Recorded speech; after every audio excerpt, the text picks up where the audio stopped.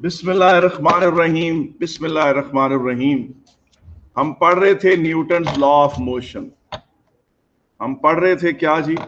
Newton's law of motion पढ़ रहे थे, और उसमें भी हम सेकेंड्स लॉ पढ़ रहे थे।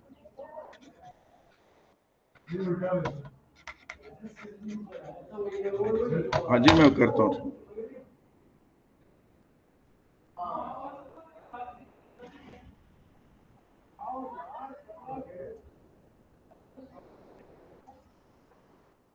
न्यूटन्स लॉ ऑफ मोशन पढ़ रहे थे। न्यूटन्स लॉ ऑफ मोशन में भी हम बतौर खास एक्सेलरेटिंग को पढ़ रहे थे, और हम F is equal to M A को डिफरेंट सिचुएशंस पे लगाना सीख रहे थे। हाँ जी, और उसमें जो सबसे पहली चीज कल हमने पढ़ी उसी को आगे हम लेके चलते हैं। ये बेटा एक फ्रिक्शनलेस पुली है। ये क्या है? एक फ्रिक्शनलेस पुली है बेटा, ये एक फ्रिक्शनलेस पुली है, और फ्रिक्शनलेस पुली के ऊपर ये एक स्ट्रिंग है। ये एक स्ट्रिंग इस तरह से आ रही है। यहां पर एक ऑब्जेक्ट है जिसका मास m1, और यहां एक ऑब्जेक्ट है जिसका मास m2, और इसके बारे में हम पढ़ रहे थे। और इसमें हम जो लॉ लगा रहे हैं, न्यूटन सेकेंड लॉ लगा रहे हैं, हम इसमें सबसे पहली जो एजम्पशन है वो ये है, m1 and m2 don't touch each other.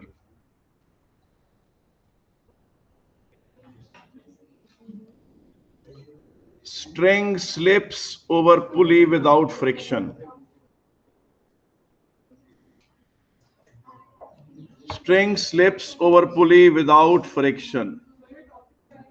वही सर अभी तक कोई जरूरी बात हुई है? जी बेटा, स्ट्रिंग स्लिप वही बेटा, कोई खास जरूरी बात नहीं होती। String slips over pulley without friction. String slips over pulley without friction. String slips over pulley without friction.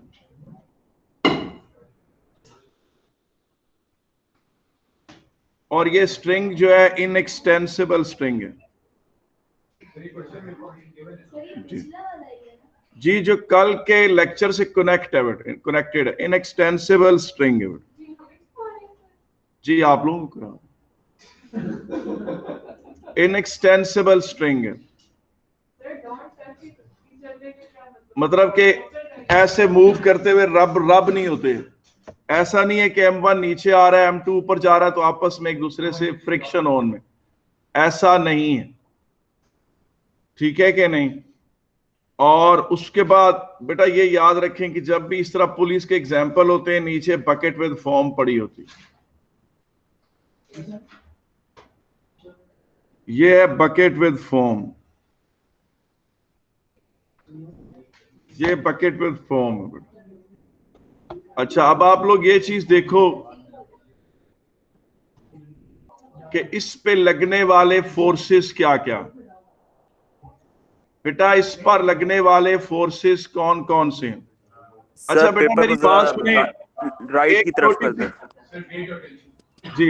एक छोटी सी बात जो आप सबको मैं बताना चाहूंगा, एक छोटी सी बात जो मैं आप सबको बताना चाहूंगा वो ये है कि ये चीज ध्यान में रखें कि आप देखें इन्हीं क्वेश्चंस पर एनर्जी के भी नहीं सर, क्वेश्चन दूसरी तरफ घुमाए पेपर को सर, दूसरी तरफ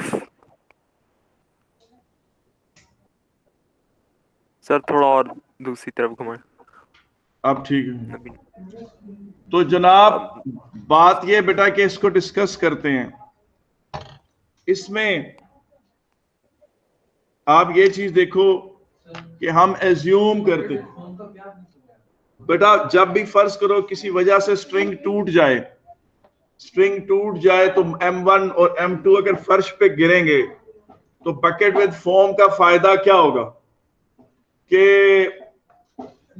M1 जो है और M2 जो है वो खुद भी डैमेज नहीं होंगे, फर्श को भी डैमेज नहीं करेंगे। ये एडवांटेज है, ठीक है कि नहीं, इसका ये एडवांटेज है, ठीक है कि नहीं। अब आप ये चीज देखें, इसमें M1 पे नीचे की तरफ एक फोर्स लग रहा है M1G, इस पर नीचे की तरफ एक फोर्स लग रहा है M2G, और इसमें लग रही है टेंशन, और बेटा इसमें भी लग रही है टेंशन। आप एज्यूम करें, क्या करें, एज्यूम करते हैं कि जी M1 is bigger than M2। Let us assume,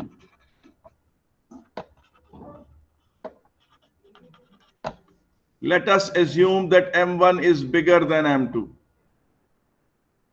अच्छा, अब आप ये चीज देखें कि ये फिर नीचे की तरफ एक्सेलरेट करेगा और वो ऊपर की तरफ एक्सेलरेट करेगा। बेटा ये नीचे की तरफ एक्सेलरेट करेगा, वो ऊपर की तरफ एक्सेलरेट करेगा। बेटा जिस एक्सेलरेशन से ये नीचे आएगा उसी एक्सेलरेशन से वो ऊपर जाएगा। Both will have the same acceleration.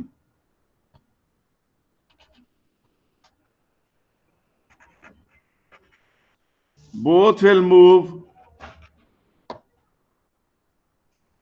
with same acceleration.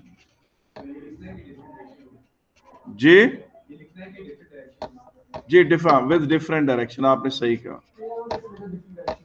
एक अपवर्ड है और एक डाउनवर्ड। डिफरेंट के बजाय ऑपोजिट का लफ्ज बहुत अच्छा रहेगा।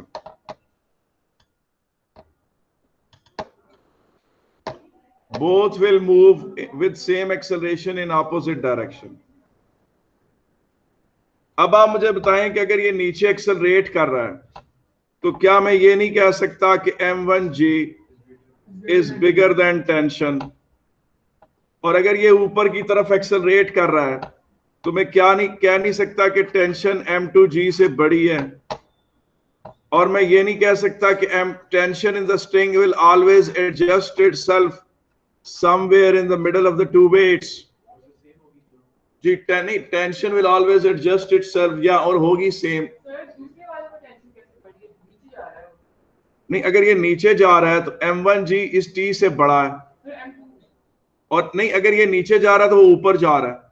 अगर ये नीचे जा रहा है वो ऊपर जा रहा है, ये नीचे एक्सेलरेट कर रहा है वो ऊपर एक्सेलरेट कर रहा है। M1G is bigger than T and T is bigger than M2G।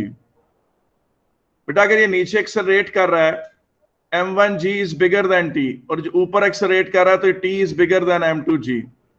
बेटा जिन्होंने कल का लेक्चर मिस किया है, अगर वो इस क्वेश्चन में कल के लेक्चर की फुल समरी आ गई है, मैंने कल इन्हीं बातों को तोड़ तोड़ के बयान किया था।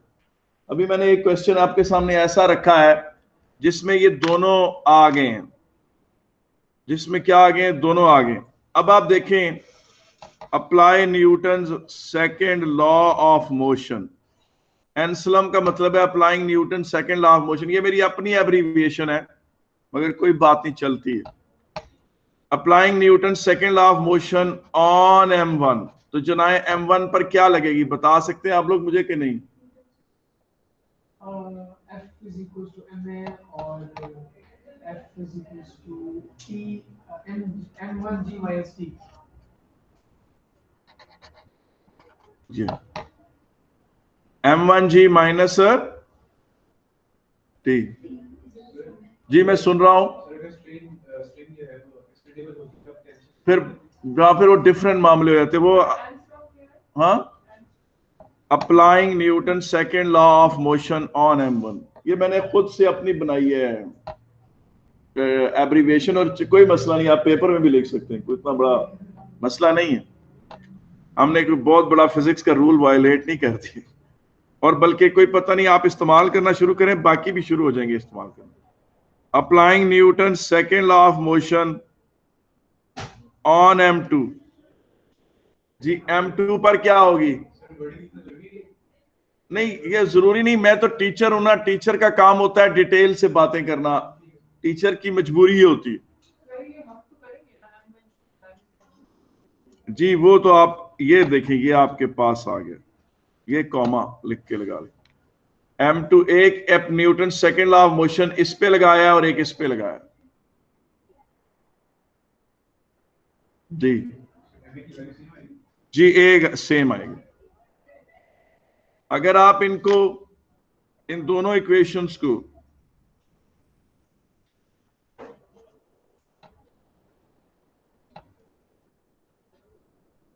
हल करें, ऐड करें इन दोनों इक्वेशंस को, इक्वेशन 1 को और इक्वेशन 2 को ऐड करें तो क्या बनता है बेटा? टी टी से कैंसिल नहीं हो जाएगा इस एडिशन के चक्कर में?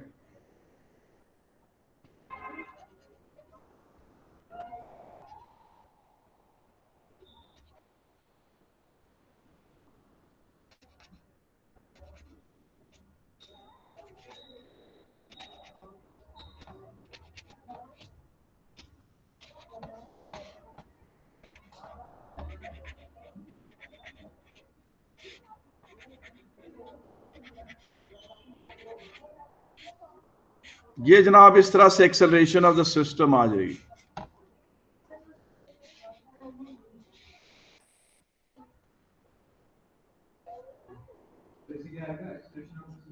जी एक्सेलरेशन ऑफ द सिस्टम आ जाएगी।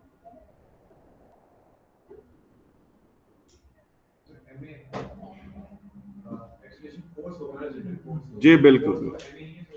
तो net force is equal to M A करता हूं। बेसिकली मैं क्या करता हूं, नेट फोर्स को एम ए के बराबर पुट करता हूं। बेटा नेट फोर्स को क्या करता हूं, एम ए के बराबर पुट करता हूं। हाँ वो आपको बता, net force forward force minus backward force, जिस तरफ मोशन जा रही है, इस तरफ बॉडी एक्सेलरेट कर रही है बेटा, forward force minus backward force is equal to M. मुझे बताएं इसमें कोई मसला तो नहीं है? आप पूछें पेपर में सवाल किस तरह आया? पेपर सर में जरा पिछला फॉर्मूला एक्सप्लेन कर सकते हैं? जी कौन से वाला? सर ये ये वाला? M1 माइनस, जी सर। देखो ना, ये पहले मुझे बताओ तुम्हें ये इक्वेशनें दो समझ आई हैं कि नहीं? सर अभी सही से नजर भी नहीं आ रही, पेपर जरा राइट की तरफ करना। अब ठीक है? थोड़ा सा और सर। जी सर अब सही है। यार देखो ना, forward force minus backward force या upward force minus downward force is equal to M A, क्योंकि M2 ऊपर जा रहा था। ये देखो ना, M2 ऊपर नहीं जा रहा, M1 नीचे आ रहा है।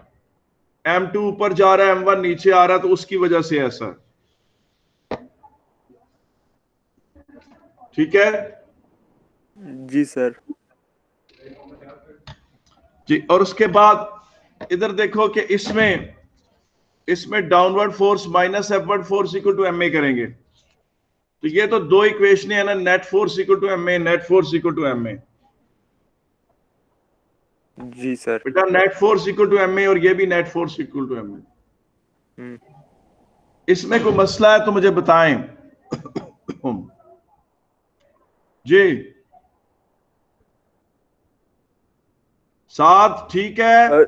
सर एक जगह पे नेट फोर्स M2 है, एक जगह पे M1 है, ऐसा क्यों? नहीं, net force T minus M2 जी। नेट फोर्स ये पूरी है यार, अपवर्ड माइनस डाउनवर्ड क्योंकि ये अपवर्ड जा रहा था, और इसमें डाउनवर्ड माइनस अपवर्ड क्योंकि ये डाउनवर्ड आ रहा था। ये पूरी फोर्स नेट फोर्स है। ओ अच्छा समझ आ गया सर। नहीं नहीं, दोनों की सेक्स, लेकिन दोनों के मास तो फर्क है। अगर डिफरेंट मासेस को सेम एक्सेलरेशन से मूव करवाएंगे तो जो बड़ा मास है उसको तो ज्यादा फोर्स चाहिए। फर्ज करो भैंस और बकरी दोनों ही सेम एक्सेलरेशन से भाग रही, तो भैंस को तो ज्यादा फोर्स चाहिए। देखो ना, हाँ बेटा पेपर में जो आया था सवाल, उसने कहा ये 3 kg है और ये जनाब 7 kg है। उसने कहा एक्सेलरेशन ऑफ द सिस्टम क्या है? इसकी एक्सेलरेशन ये थी।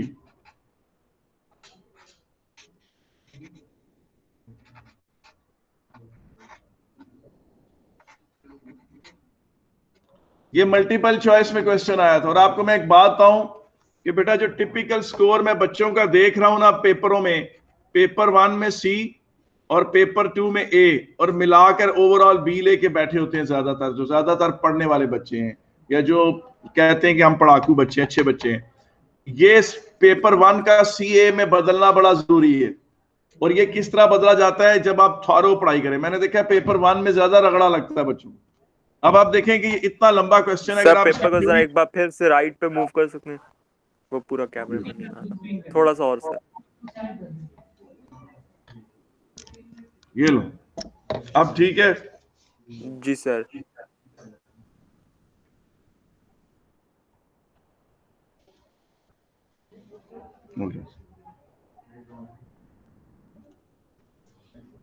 जी, तो बेटा ये थी बात। यार प्लीज गौर से सुनो यार, तेज हो जाओ थोड़े से, पूरा पीरियड लग जाता है एक छोटी सी बात के ऊपर। मैंने अभी काफी चीजें पढ़ानी है। अब आगे सुनो, इसकी एप्लीकेशन क्या है? जी बेटा, इस फार्मूले की एप्लीकेशन और इस सिस्टम की एप्लीकेशन, बेटा जो बिल्डिंगों के अंदर आपका लिफ्ट का सिस्टम होता है, इसमें जिसमें बंदे खड़े होते हैं, यहां पर भी एक पुली लगी होती है और यहां उन्होंने वेट्स अटैच किए हुए होते हैं इस तरह करके। और जब लोग लिफ्ट ऊपर जा रही होती है तो ये वेट्स नीचे आ रहे होते हैं। अब आप मुझे एक बात बताएं कि इस तरह इनको वेट्स को साथ बांधने का क्या फायदा होता है? बेटा बिल्डिंगों में, अच्छा बिल्डिंग के अंदर आपको ये वेट्स कहीं लगे नजर नहीं आएंगे, मगर बाज जहां शीशे की लिफ्टें हैं वहां पर आपको ये वेट्स भी नजर आएंगे। ये मैं कायदे आजम इंटरनेशनल हॉस्पिटल में मैंने देखा है, ये लगे हुए खुद वेट्स सेपरेटली मूव होते हुए नजर आते हैं। जी बता सकते हैं आप मुझे कि ऐसा क्यों है? जी जी, इसका तरीका ये होता है कि देखें, ये फर्ज करें कि पूरी लिफ्ट और इसके बंदों का मास है M1, पूरी लिफ्ट और बंदों का मास है M1। तो बेटा इसने फर्ज करो ये हाइट एक H चढ़ी, ऊपर की तरफ गई, इसका गेन ऑफ पोटेंशियल एनर्जी कितना है? M1GH। ऐसा है कि नहीं बेटा? इसका गेन ऑफ पोटेंशियल एनर्जी कितना है? अच्छा आप कहेंगे कि सर आप पढ़ा तो न्यूटन सेकंड लॉ रहे थे, बीच में एनर्जी की कहानी क्यों शुरू कर दी? बेटा इसलिए कि अब अगर मैं वर्क एनर्जी पावर पढ़ाऊंगा दोबारा उसमें फिर ये पुली बनाऊं और फिर इसे एक्सप्लेन करूं, ये बड़ा मसला हो जाता है। ये already there are too many cases, हर एक को बारी बारी डिस्कस नहीं किया जा सकता। तो छोटी सी बात है तो वो अभी उसको साथ रगड़ा लगा लो। अब ये जनाब ये लिफ्ट ऊपर जा रही है, इसका गेन ऑफ पोटेंशियल एनर्जी ये है, इसको टाइम से डिवाइड करो तो क्या मिलता है? Rate of gain of potential energy, rate of gain of potential energy और power exerted on the lift, power exerted on the lift. तो ये क्या बनेगी? क्या ये M1GV नहीं है? क्योंकि H/T जो है वो डिस्टेंस ओवर वेलोसिटी टाइम है यार, हाइट ओवर टाइम। तो ये M1GV वो rate of gain of potential energy है जिस पर ये चल रही है। हाँ M1GV लिखा हुआ। H/T, H height over time को डिस्टेंस ओवर टाइम वेलोसिटी होता है बेटा। पावर गिवन टू M1 में लिफ्ट का पूरा कंपार्टमेंट और इसमें खड़े बंदे सारे आ गए। हाँ ये, और यही चीज rate of gain of potential energy, rate at which the lift and the people in are gaining potential energy. अच्छा अब देखो जब ये पोटेंशियल एनर्जी गेन कर रही है तो पत्थर पोटेंशियल एनर्जी क्या कर रहे हैं? पत्थर पोटेंशियल एनर्जी क्या कर रहे हैं? लूज कर रहे हैं। पत्थर पर ये पत्थर, तो इसका rate of loss of potential energy क्या होगा? तो आप मुझे बताएं कि अगर यहां आपने मोटर लगाई हुई है, फर्ज करें यहां आपने मोटर लगाई हुई है, ये मोटर है, तो मुझे बताओ कि मोटर को कितना काम करना पड़ेगा? बेटा अगर M1 GV ज्यादा है और ये कम है तो मोटर को net force, net work done, net power ये करनी पड़ेगी। मोटर को net work done, net power ये देनी पड़ेगी। जब मोटर रोटेट कर रही, बिल्कुल इसे उठा रही है, फर्ज करें इसे मोटर दे रही है एनर्जी 200 वाट की और ये नीचे गिर के प्रोड्यूस कर रहा है 180 वाट, तो मोटर को सिर्फ कितना करना है? 200 माइनस 180, 220 वाट का वर्क करना है मोटर को। यारो अगर ये सिस्टम ना लगा हुआ होता, इस तरह के पत्थर ना लगाए जाते, तो आप मुझे बताएं कि क्या होता? यार कोई बिल्डिंग लिफ्ट्स को अफोर्ड ना कर सकती। क्यों भला? जी पावर बहुत लगती, मोटरें, बड़ी पावरफुल मोटरें लगानी पड़ती, और वो पावरफुल मोटरें क्या करती? बहुत ज्यादा बिजली खाती। दुनिया के अमीर तरीन होटल भी लिफ्ट अफोर्ड ना कर सकते और लोगों को फिर सीढ़ियों से ही चढ़ना पड़ता। बेटा अगर ये पत्थर ना साथ लगे हों, ये वेट अटैच ना हो, तो कोई दुनिया का रिचेस्ट होटल भी लिफ्ट अफोर्ड नहीं कर सकता, क्योंकि अकेली मोटर अगर इसको ऊपर खींचे, खालसतन अपने जोर पे खींचे, तो मोटर का इनक्रेडिबल करंट जाया होगा, बहुत ज्यादा, इतना ज्यादा बिजली खर्च होगी कि आप सोच भी नहीं सकते। अब जब मोटर, ये लिफ्ट जब नीचे जाती है तो बंदों का लॉस ऑफ पोटेंशियल एनर्जी पत्थरों का क्या बन जाता है? गेन ऑफ पोटेंशियल एनर्जी होती है।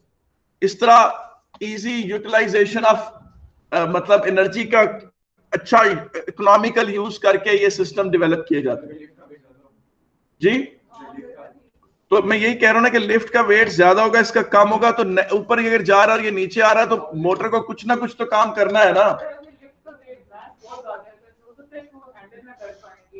जी बिल्कुल, there can be a cases जिसमें लिफ्ट टूट जाए, उसमें फिर ये होगा कि इसके नहीं, लिफ्टें टूटती भी हैं, हादसे भी होते हैं, मगर एडिशनल वेट्स इसमें सिस्टम में एंटर होते होंगे।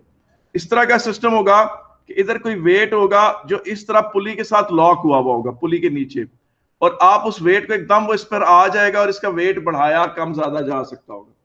और इस तरह के सिस्टम होंगे जिसमें इसके ऊपर एडजस्टेबल वेट करके ऊपर नीचे की मूवमेंट को फैसिलिटेट किया जाता हो। अब आप मुझे बताएं, आपको समझ आ गई है सारी बात कि नहीं? आपको ये समझ आ गया कि हम ये चीज पुली और ये चीजें क्यों पढ़ रहे हैं? अच्छा बेटा बात ये है, मैं आपको बताता हूं, ये बात मैं काफी दफा कह चुका हूं कि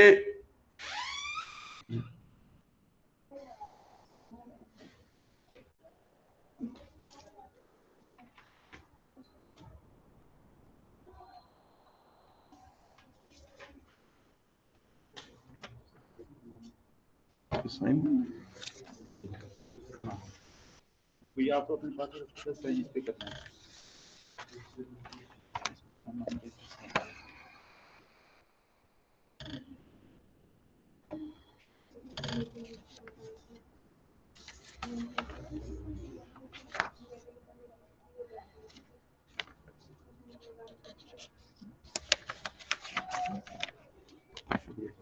अच्छा, ये देखें, ये टेबल है बेटा, ये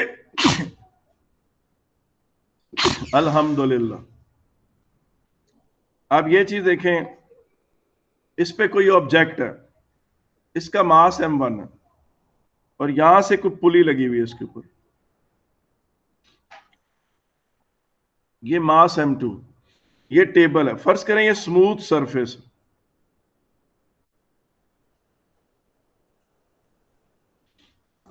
स्मूथ सरफेस, तो इसका वेट, इसका मास M2G नीचे आ रहा है, इस स्ट्रिंग में टेंशन T यूं लग रही है, इसमें टेंशन T यूं लग रही है, इसका वेट m1g नीचे की तरफ लग रहा है, इस पे नॉर्मल कांटेक्ट फोर्स यूं लग रहा है। अब अगर आपको पता है कि ये नीचे की तरफ जाएगा और ये इस तरफ को आएगा, इसमें मास कम ज्यादा होने की कोई फिक्र नहीं। थ्योरेटिकली स्पीकिंग, अगर ये सरफेस स्मूथ है तो ये 10 टन का हो और ये 1 kg का हो, तब भी ये नीचे आएगा और ये इस तरफ आएगा, क्योंकि इससे कोई इस तरफ को अपोज नहीं कर रहा। जी, कॉर्नर पे पुली लगी हुई,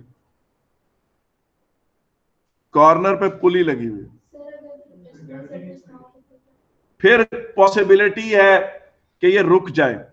फर्ज करें, अभी मैं उसको पहले लिख लूं, इस पे न्यूटन सेकंड लॉ लगाएं, applying Newton second law of motion on m2, m2g minus t is equal to m2a and t is equal to m1a। ये आपने दोनों उस पे भी अप्लाई, उस पे भी लगा दिया, उस पे भी लगा दिया, ऑन बोथ कर देता हूं। अब अगर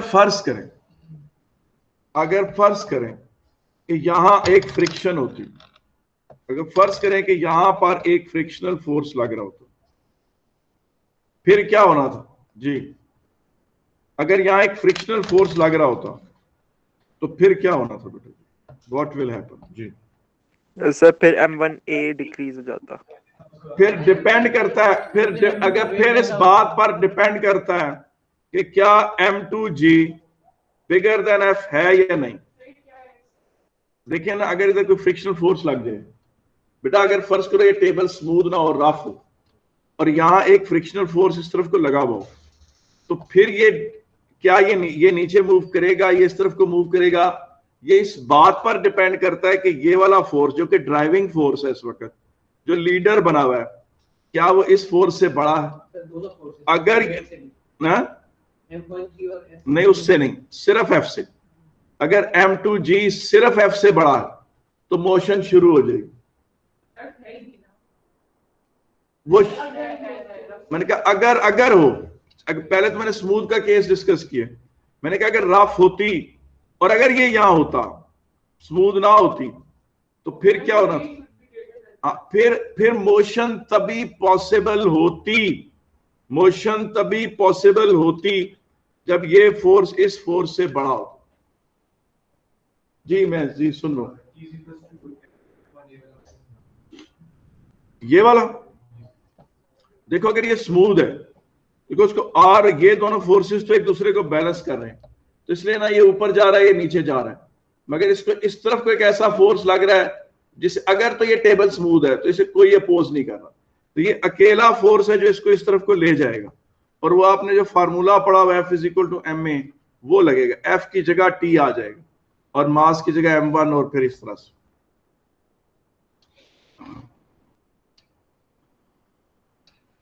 बेटा अब ये फर्ज करें 5-6 साल में या 7 साल में, ये मुझे सिर्फ पढ़ाते हुए, टीचरों को पूछो किस टॉपिक को पढ़ाते हुए बहुत तकलीफ होती है या वो बड़ा तंग पड़ते हैं। वो ऐसे टॉपिक को पढ़ाते हुए तंग पड़ते हैं जिसकी जो फ्रीक्वेंसी ऑफ क्वेश्चंस है उसमें कम आते हो, यानी ओकेजनल आते हो, और वो हर दफा वो न्यूटन सेकंड लॉ की एक एप्लीकेशन पूछते हैं।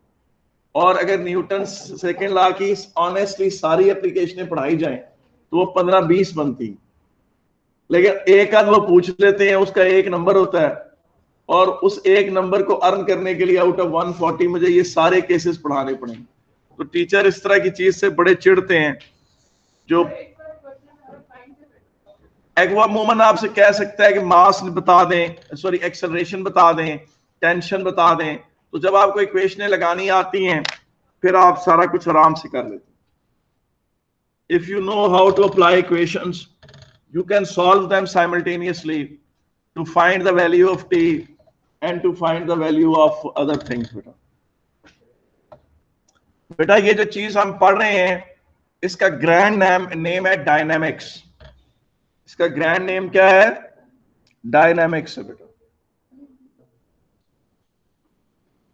ठीक है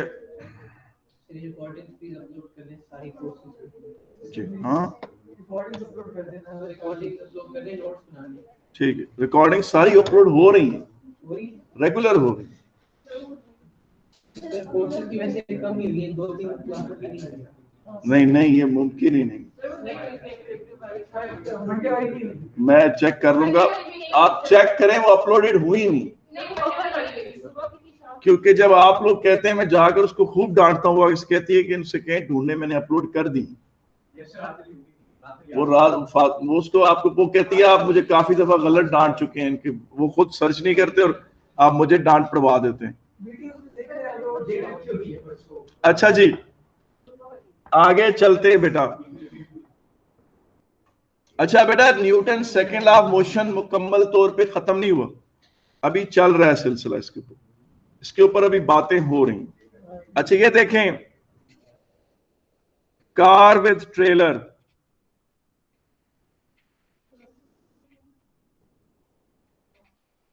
ऑन अ लेवल रोड।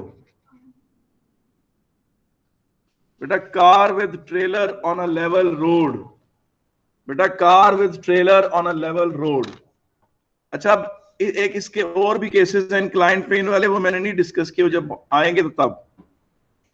ये फर्ज करें कि ट्रेलर है, ये टो बार है, और ये जो है आपकी गाड़ी जा रही है आगे,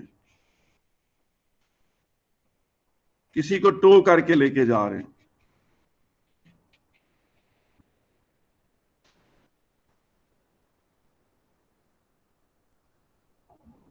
और ये टो बार, और फर्ज करें कि इनको एक एयर रेजिस्टेंस वगैरह भी लग रही है। इस पे जो टोटल रेजिस्टिव फोर्सेस लग रहे हैं पीछे की तरफ, उसको हम D1 या चले R1 से शो करते हैं।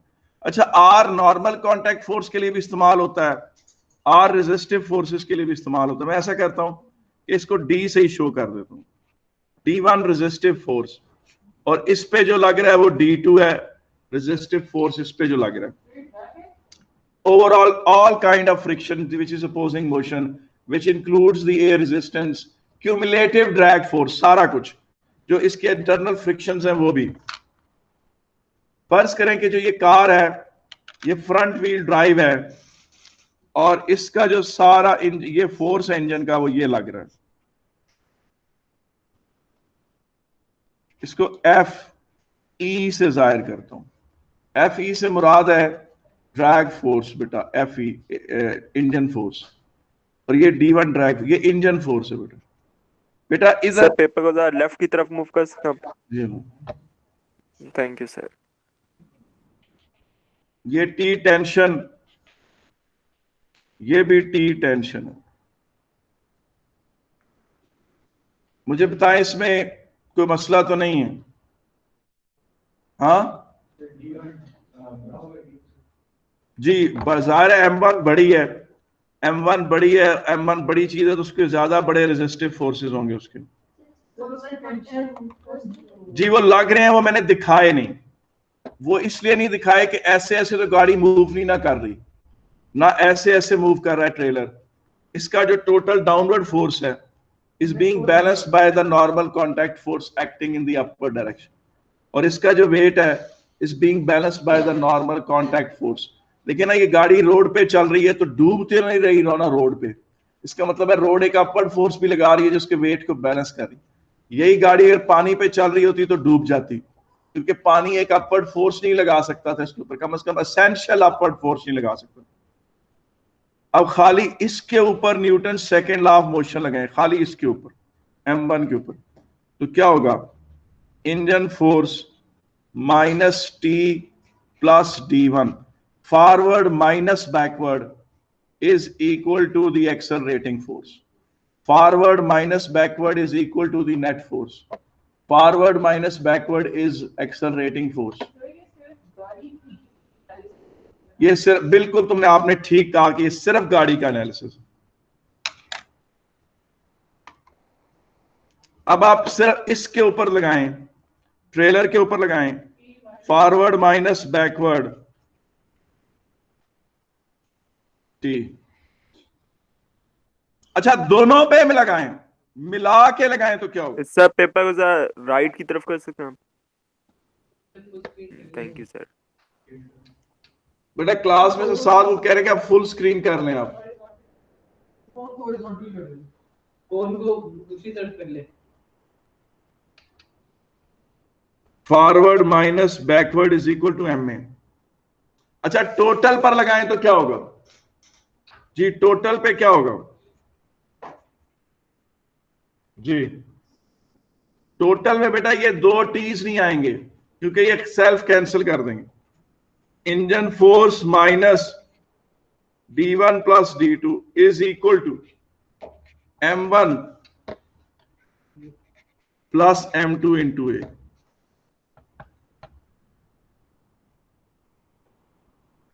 तो इश्यू तो नहीं है जी? तो वो दोनों टॉर्क जो है वो दूसरे के इक्वल है। जी वो इक्वल टेंशन है, वो टॉर्क नहीं है।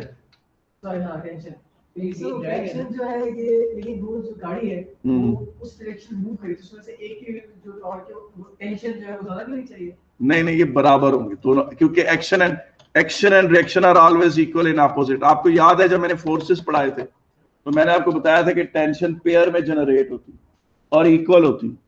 टेंशन किस में जनरेट होती है बेटा? पेयर्स में जनरेट होती है और क्या होती है?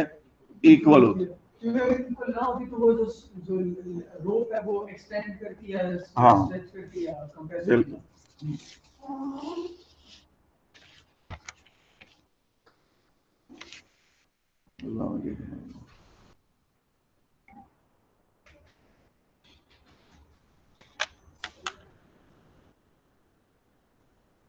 बेटा मैंने अभी तक जितने आपको चीजें पढ़ाई हैं वो सारी थी न्यूटन सेकंड लॉ में एक्सेलरेटिंग के पॉइंट से। किसके पर्सपेक्टिव से? अब मैं आपको जो चीज पढ़ाने लगा हूं ये कैम्ब्रिज में बहुत कम आती, कैम्ब्रिज में बहुत कम आती है, मगर बेटा ये बहुत इंपॉर्टेंट है। As a true physics teacher मुझे ये पढ़ानी चाहिए। कैम्ब्रिज में इसका जिक्र बहुत कम आया है, ये एक्सेल में इसके क्वेश्चन ज्यादा आते हैं, कैम्ब्रिज में बहुत कम आते हैं, लेकिन आप इसे पढ़कर आप कहेंगे कि हाँ ये चीज हमें आनी चाहिए, ये चीज हमें आनी चाहिए थी, ये चीज अच्छी चीज थी। मैं मजबूर हूं, मैं इसको स्किप कर सकता हूं, मेरा दिल भी करता है कि यार करो लानत भेजो, लेकिन मैं चाहता हूं कि आप लोग ये चीज सीखें। टॉपिक का नाम है स्टॉपिंग, ब्रेकिंग, वो ब्रेक, गाड़ी के ब्रेक्स, डिसेलरेटिंग,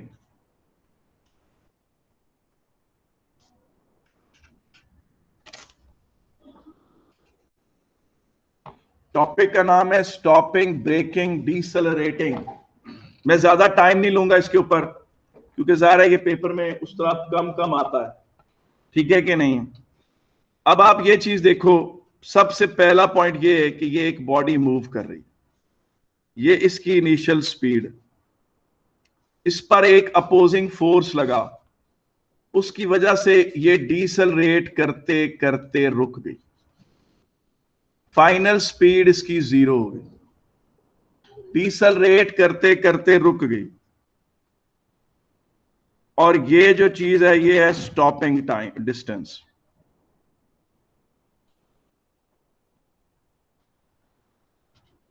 ये है स्टॉपिंग डिस्टेंस और ये है जी स्टॉपिंग टाइम।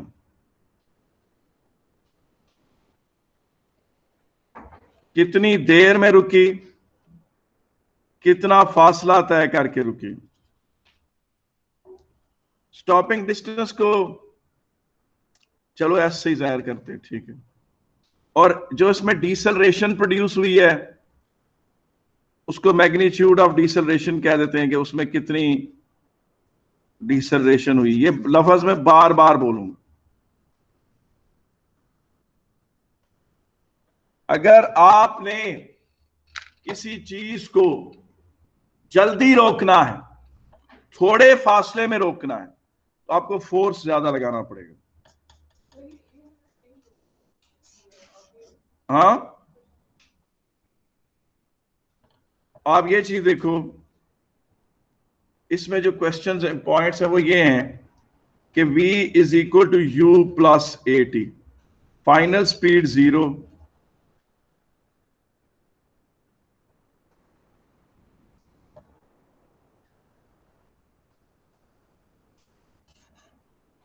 अगर आपका स्टॉपिंग टाइम कम होगा, आप जल्दी रोकेंगे, तो डिसलेरेशन की वैल्यू बहुत हाई होगी और फिर स्टॉपिंग फोर्स भी ज्यादा होगा। स्टॉपिंग फोर्स भी क्या होगा, ज्यादा होगा। ठीक है कि नहीं? ठीक है, अब आप ये चीज देखें और उसके बाद ये इक्वेशन लगाएं। ये इक्वेशन पढ़ी हुई है ना आपने, इसको 0 स्क्वायर कर दें, ये u स्क्वायर हो गया। s किसके बराबर है? ये जी जी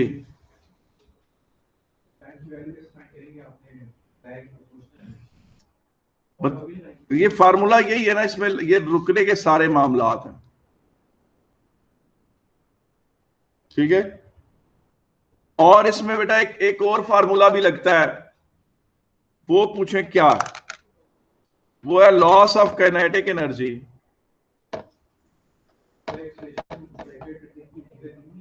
जी यही तरीके हैं, ये इस तरीके से एक्सेलरेशन कैलकुलेट होगी, स्टॉपिंग डिस्टेंस इस तरह कैलकुलेट होगा, स्टॉपिंग फोर्स इस तरह कैलकुलेट होगा। जी जाहिर अगर ये तीन इक्वेशन है तो तीन चीजें एक इक्वेशन में कनेक्टेड है, तो ऑफ कोर्स इनमें से कोई दो पता होंगी तो तीसरी निकलेगी। ये अंडरस्टूड बात है। या फिर कोई साइमल्टेनियस इक्वेशनें बने तो दो अननोन सॉल्व हो सकते हैं। Loss of kinetic energy is equal to work done against stopping force. Loss of kinetic energy is equal to work done against stopping force. Force into distance S, work done against stopping force और या braking force, और ये loss of kinetic energy is equal to work done against braking force. अब आप कहें sir ये आपने theory लिख दी है, ये हम कैसे इस्तेमाल करेंगे? आए जरा आप इस पर बात करना शुरू करें जी। टाइम हो गया। बेटा इस मौजू पर इंशाल्लाह यहीं से आगे कंटिन्यू करेंगे। ये अच्छा, आज बेटा बात ये थी कि कल पूछे क्या हुआ, कल क्लास क्यों नहीं?